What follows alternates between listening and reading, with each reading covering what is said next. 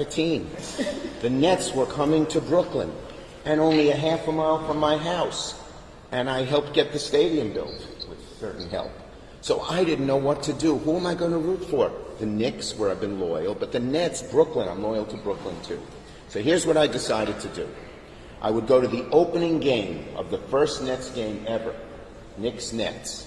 It was at Barclays Stadium right by my house in Brooklyn. And I would follow my heart.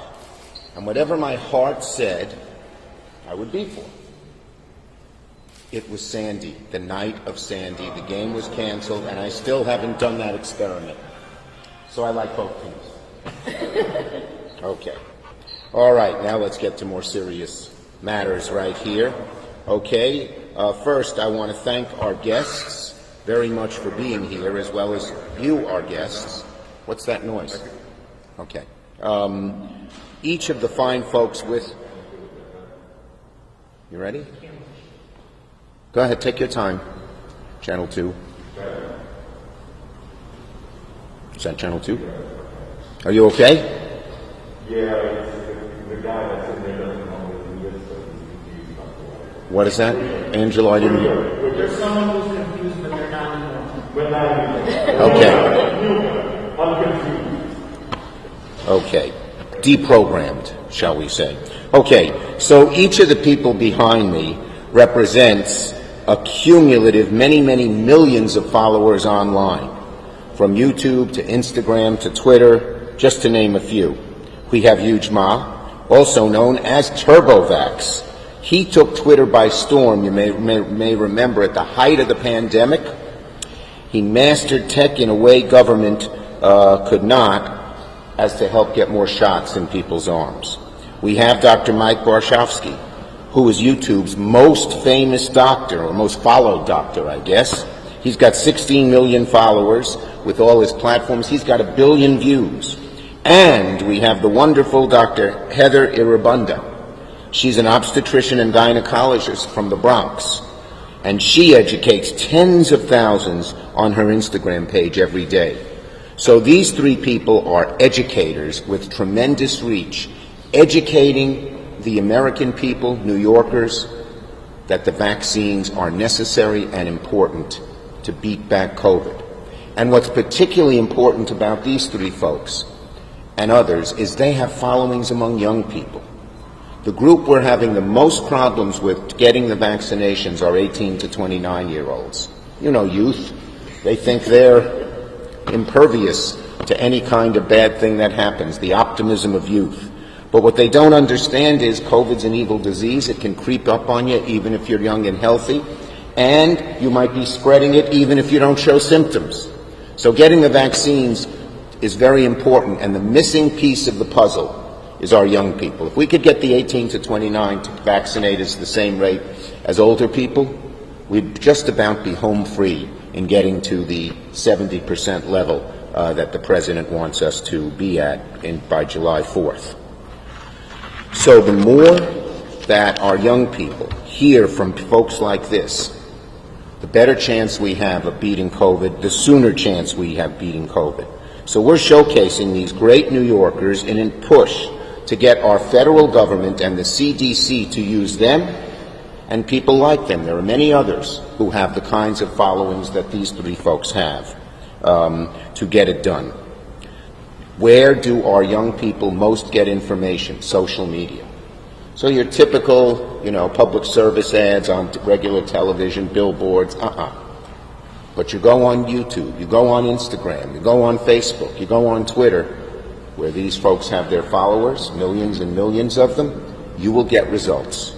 So that's what we're urging the CDC to do. Use these folks, use folks like them, and we can beat this COVID and get young people vaccinated once and for all. A new Kaiser family study just found only half of young adults have even gotten one vaccination, let alone two. And a quarter of this group says they want to, quote, wait and see if the vaccine is working.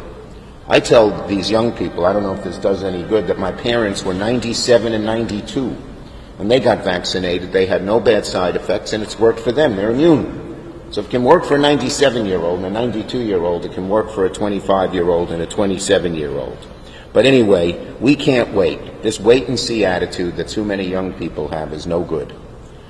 We can't wait and see, and so we're asking that the federal government do more. You have to go beyond, because it hasn't worked as well as it might with young people. And the best way they can do this is call in TurboVax to discuss how to use existing platform technology to reach more young people. Maybe they can send people in his direction. Call in Dr. Mike to join with some of our other officials at CDC who want to get a message out that 16 million people will hear in a second. Call on Dr. Irabunda to target about the myths about pregnancy and fertility, very important. And to reach communities of color, which, by the way, our communities of color are doing better than anybody thought. The young people are the real laggards. You know, a 60-year-old white person and a 60-year-old African-American person have about the same likelihood of being vaccinated these days because of people like the good doctor. And by the way, I give our clergymen a lot of credit. I've heard from more pulpits the need to get vaccinated, so that's a good thing, too. Okay, so we need to get this done.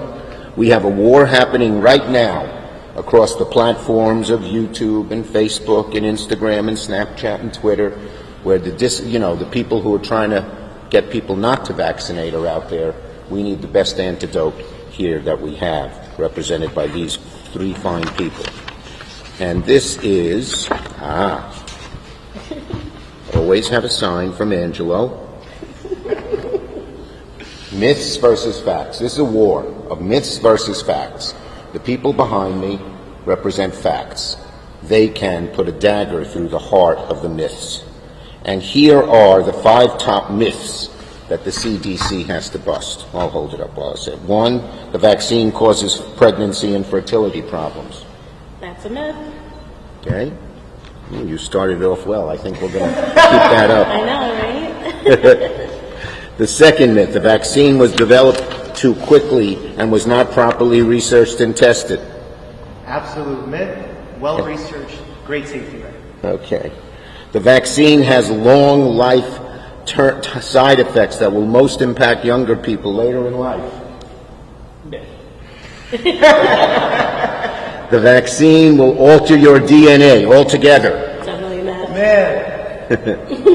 And the last one is blood clots are very common and occurring in many people. So these are all myths. Yeah. These are the myths we have to beat. TurboVax, you're on. Right. Did you know you were going to say something? Yeah, I did. Okay. Thank you. And he's a Knicks fan. Thank you, Majority Leader, for having me on and letting me share the stage with the real heroes of the pandemic. I just write code for a living, so I'm honored to be on here. I was inspired to build TurboVax, as some of you may already know, after discovering how challenging it is to secure a vaccine when I was looking for one from my mom right here. And I never would have imagined that I would have been able to help so many New Yorkers find their vaccine, or that I would earn a nickname or two along the way. So I think my experience and that of many other volunteers and community aid organizations show that people on the ground and within our communities see and do differently than our government does. And I think as we're entering this next stage of outreach and vaccine distribution, there's a really great opportunity for collaboration between the government and tech and socially savvy people and organizations to do the right outreach. So we've done a lot of work offline. There's still plenty of work to do. There's a lot of work to do online as well. And I think hopefully we can find new creative ways to reach young people now that they are now eligible, and so that we can get everyone vaccinated. So, and TurboVax makes a point I forgot it. Until recently, young people couldn't get vaccinated because of the various restrictions. So that put us a little behind the 8 ball as well. But now they can as easily as anybody else. You're 16 or over, you go to a place, you get the vaccine. Okay, let's call on the great Dr. Heather Irabunda. Yeah. Hi, I'm Dr. Heather Irabunda. I'm an OBGYN in the Bronx, from the Bronx. And I really started my online platform to give a place and a voice for people like me who may be scared or don't know as much about medicine to be able to see a relatable voice and hear it in a way that they can understand. And so for me, especially with the vaccine, I definitely think that meeting people where they are is important. And so meeting people in their iPads, their iPhones and such, that's how you're going to reach people. That's how you're going to make sure that people are aware that the vaccine is safe, that, by getting the vaccine, they're helping people. And so honestly, I think that it's great that people like Senator Schumer is reaching out to us to, get this message out to people. Thank you, Dr. Heather. Yeah. And last but not least, Dr. Mike. Thank you, Senator Schumer. Thank you. We have you, Mike, and Heather. There you go. Thank you all for coming. I'm a board-certified family medicine doctor, and I see how much harm misinformation has for my patients. It confuses them. It leads them to make bad decisions for themselves and their family members. Since we're talking about vaccines, I think the individuals to my left and right are essentially vaccines for misinformation. So the more we can partner up together, collaborate. Exactly. Vaccines against misinformation. And the more we can partner and collaborate like this, the more we can battle back this misinformation. In fact, it's the absence of quality physicians, the absence of quality tech-savvy individuals that has led to the rise of misinformation online. And today's a day that we can use to battle that. So thank you, Senator Schumer, for making this happen. And let me just say, these three people, just in case any of you have these schemes in your head, they're not trying to make money on this. Every one of them is going to do it for free. They just care about it. They're good people. They're part of the great American tradition of people caring about other people. And then when they have the talents that the three folks have here, do something about it.